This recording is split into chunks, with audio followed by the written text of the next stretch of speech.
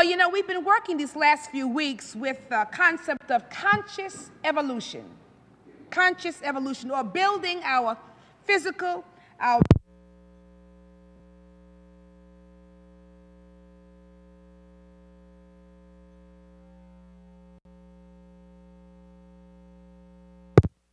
move to the next level.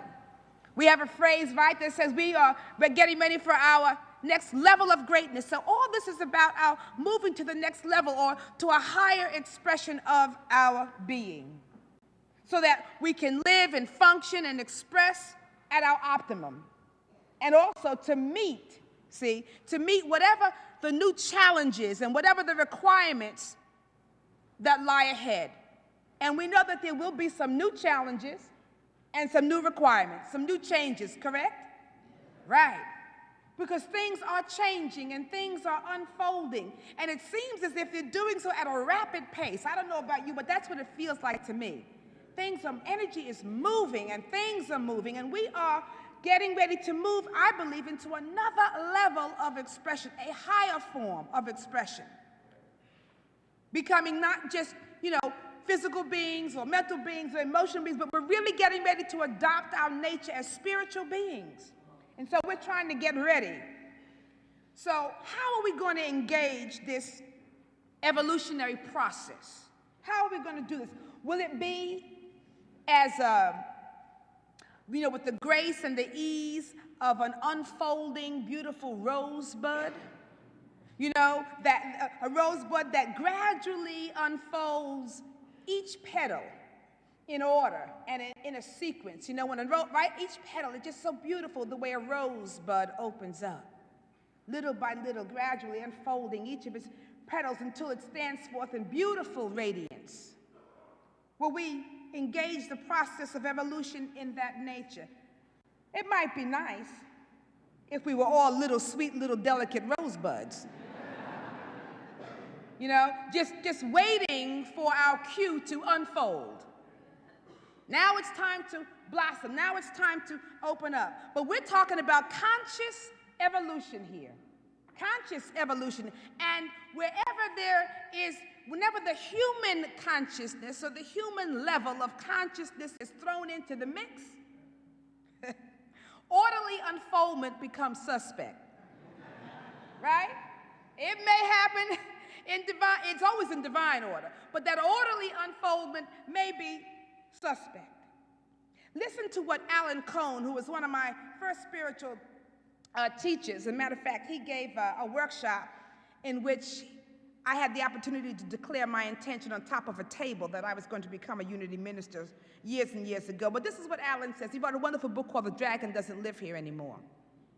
But this is what he says. He's speaking about evolution. He says, evolution is a messy process. So anybody who really wants to make the effort to strive for something new is going to have to be willing to make mistakes, take wrong turns, even fail, but never give up. The simple truth is this: if not failing is more important to you than genuinely succeeding, you're never going to make it. If you really want to succeed, then you will have to have the big heart, heroic will, tenacity, courage, and commitment to fearlessly engage with the evolutionary process until something profound, mysterious, and extraordinary happens that cannot be undone. I love this. I don't know where it came from. I was working on this. It appeared on my desk. I don't know who gave it to me, but I thank Spirit for it, because that's the way Spirit works sometimes.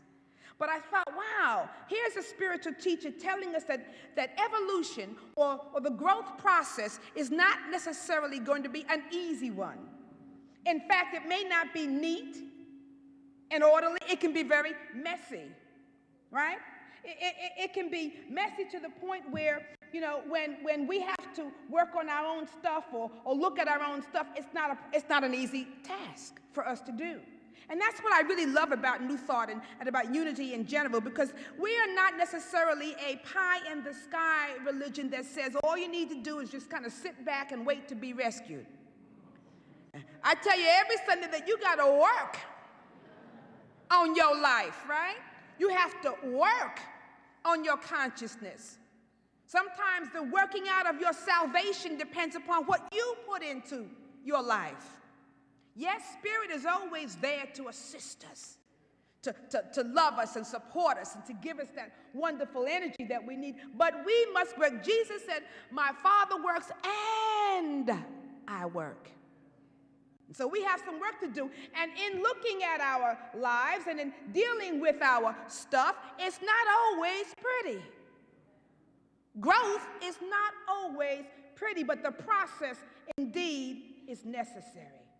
And so we're going to look at if we really want to grow and unfold and to move into new ventures and new levels, if you want to jump into anything new, a new way of being, a new way of thinking, a new way of expressing yourself, or any new venture in your life, or if you want to get to a new level, then you're going to have to be willing to make mistakes, willing to take wrong turns, and willing even to fail.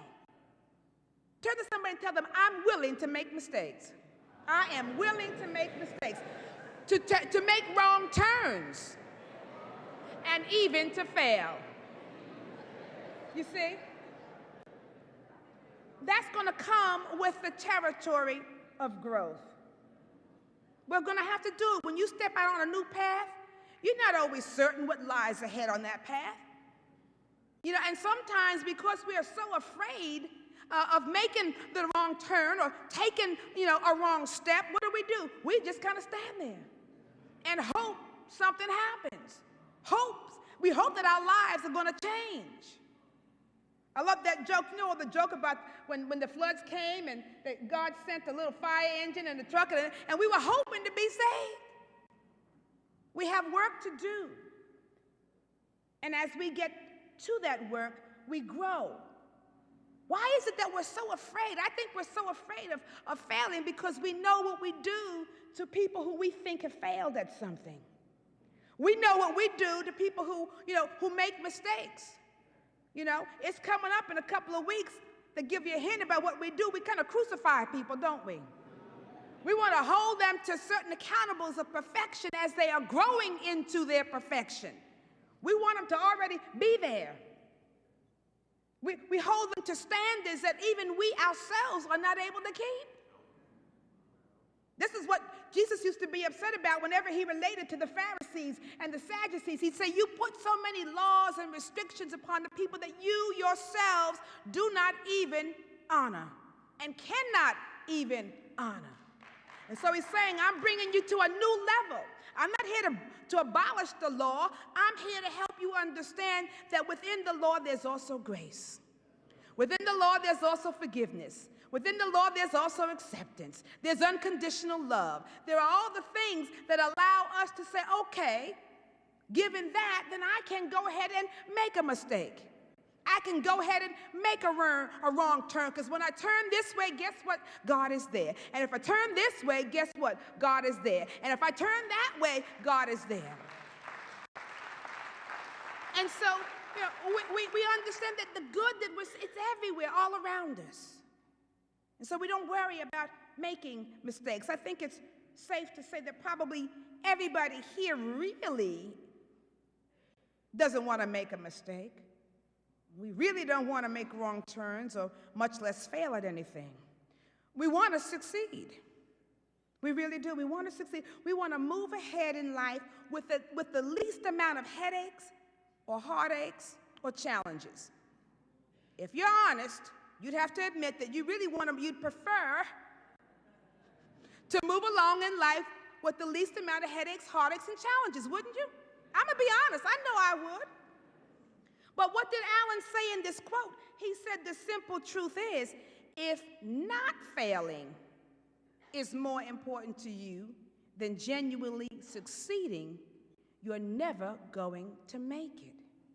If not failing is more important to you. I had a wonderful opportunity this week to take my nieces who were visiting to the circus. And the circus had some aerial acts, wonderful aerial acts.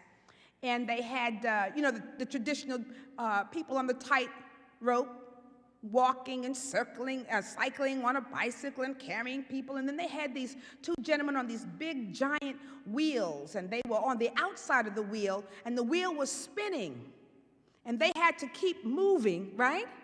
So that they could keep up with the wheel. And they were up with no nets, probably as high as up in the ceiling there, moving and doing things. And I thought, now, do you think that they were concentrating on not falling, or do you think that they were concentrating on walking across the tightrope? Or were they concentrating on, moving their feet so that they could keep up with the spinning wheel? Which one do you think that they were concentrating on? Because energy goes where your attention flows. They couldn't afford the luxury of a thought of saying, I don't want to fall, I don't want to fall.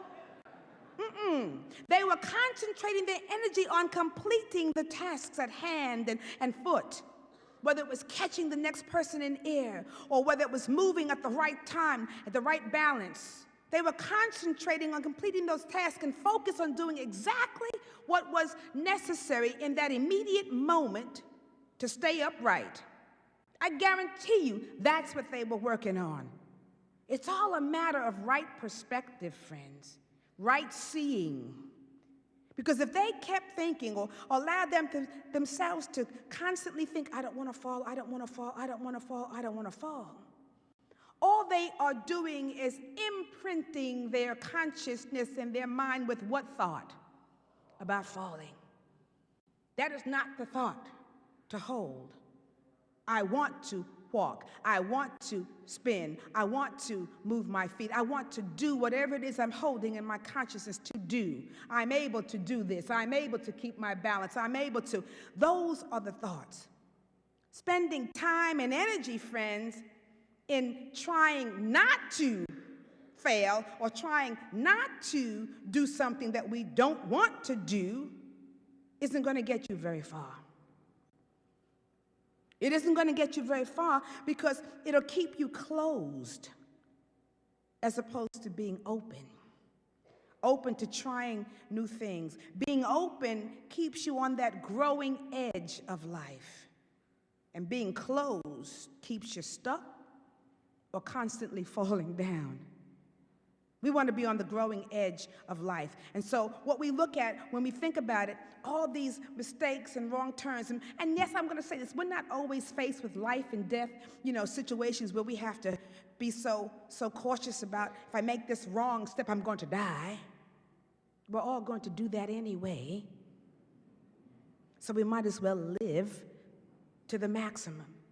And so while we don't have that energy of having to worry about that, we are being called to walk in new ways, in new paths, and take new ventures. And in so doing, as we travel along this path of life, this unfoldment, this journey that we're on, we're going to have to be willing to make those mistakes and take those wrong turns and even fail.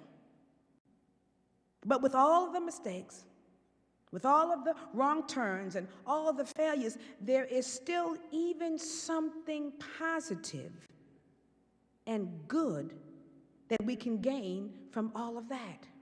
There's always something positive, whether we're getting, clearer understanding. When you make a mistake, you get a clear understanding of something, don't you? All right, this is not the way. All right, I'm going to try this one.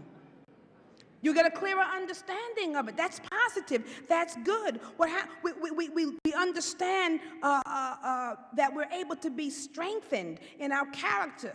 The more you can fail and get up and try again and do it again, it builds strength. It builds character if you're looking at it appropriately and if you're handling it in the right way, in the right consciousness. The old adage, nothing beats a failure but a what? A try. We keep moving. We keep doing. It brings us into a deeper learning. It's not a bad thing, a deeper learning. And the more we learn, then the more we grow. And the more we grow, the more we're going to change. And the more we change, the more we begin to evolve. It's all a part of the process of life, friends. All a part of why we are here, to grow, to learn, to unfold, to do these wonderful things that God has for us in store to do. The thing I like to do is, what am I learning? What am I engaging in that is strengthening me? Sometimes, I want to curse the darkness, but the dynamics of learning involves mistakes and wrong turns and failures. And so it's when we can actually embrace that concept of failure that we begin to really grow fearlessly and fully. See, the concept of failure has been given a bad rap, right? We were told that we need to try to avoid it at any cost, like the plague. And yet, nobody can escape it. Nobody can escape it. It's all a part of that process. So why not embrace it with the fullness of who we are? Why not embrace it like a spiritual warrior who's willing to go through and grow through every experience in life, including all those mistakes and wrong turns and failures? Why not become that spiritual warrior? And in order to do that, to be a spiritual warrior that has that ability to go through and grow through life's experiences, you have to have a few things, as Alan said. You have to have that big heart, that heroic will. You got to have tenacity. You got to have courage. You have to have commitment to fearlessly engage with the evolutionary process. So, how committed are you? I'm going to ask, how committed are you to actually going to the edge of your safe places? We have our little safe places. We like to hold on and say, right? But how willing are you to go to the edge of your safe places, to those, the edge of your familiar routines and your known capacities and abilities, and to fearlessly step into the unknown and the uncharted areas of your life? And if you can't do it fearlessly, because this is a big task now, that's fine. But how willing are you to now blazingly and embrace your fears, to take your fears and to boldly look at them and claim them that they're yours, admit that you have it, they're yours, but to then look them in the face and then commit to acting in spite of them, to acting upon them anyway, to doing it anyway, to feeling the fear and moving ahead and doing it anyway? How committed are you to actually be willing to beckon challenges? When a challenger feels good about themselves, they said to the opponent, come on, right? Got something for you. I'm ready. Come on, right? What if we had that kind of an attitude to a challenge? Come on. I can take this on, see? What if we were actually to believe that these challenges were opportunities for growth? We say that all the time in New Thought, right? In Unity. Oh, this is just an opportunity for growth. But what if we really meant it? What if we really believed it? What if we really could own that this is simply an opportunity for growth? It is not the end all of everything. It's an opportunity. And you see, that would take the edge off whatever it is, all your fears. Because life, friends, is always going to take us to our growing edges. It's always going to do that because that's the nature of life, to evolve, to grow, to unfold, to move, right? That's the nature. But to do it consciously and willingly, now that's the mark of a spiritual warrior. That's the mark of a mature truth student. That's what we're trying to be. That's the mark of somebody who's in touch with their own God-given abilities and powers and consciousness as the Christ of God. And so sometimes when you find yourself on the edge, it may be the call to simply jump off, to take that leap into the next thing. And I believe, friends, that it will be less scary for us to do that when we practice. We have practice doing it. When the more we learn that when we venture out, we do indeed have everything we need to meet whatever we find there, whatever challenge is. And the more you do it, the bolder you get, the stronger you get, the more confident you get, the more you know that God truly is present in your life and in your situations. Lo, I am with you always, even until the ends of the earth. I'm with you. So if you really want to grow by leaps and bounds, I want you to practice taking a leap of faith every time you're faced with those things that are going to stretch you, those things that are going to challenge you, those things that are even going to scare you half to death, be willing to take the leap of faith. Faith. Because it simply may be your growing edge. It may simply be Spirit calling you to come up a little higher, step out a little further. It's time for you to grow and for you to evolve. Because the object is to keep moving, to keep growing, to keep evolving, to keep unfolding. There are many, many mansions in my Father's house. There are many mansions, many levels, many rooms. And Christ went ahead to prepare the place for us. We got much more learning and living to do. Yea, though I walk through the valley of the shadow of death, I will fear no evil. This is the thing, everything's a shadow. It's all a shadow of death, you know? And so when we turn that light of truth on whatever it is, the shadows disappear. So you have what you need. You're armed with the truth. So as you're walking through or moving through your valleys and all of your trials or your tribulations, I want you to fill your consciousness with the affirmative truth. Keep the truth on your lips and in your heart. Affirm it, know it, and remind yourself that you have the big heart necessary. You have the heroic will to do what is yours to do. You have tenacity. You have courage. You have the commitment to engage with this evolutionary process, whatever it may be, or as Alan Cohn says, until something profound, mysterious, and extraordinary happens that cannot be undone. And what could be more profound, more extraordinary than you coming into your Christ consciousness, you coming into your full expression as a spiritual being? What could be more profound than that?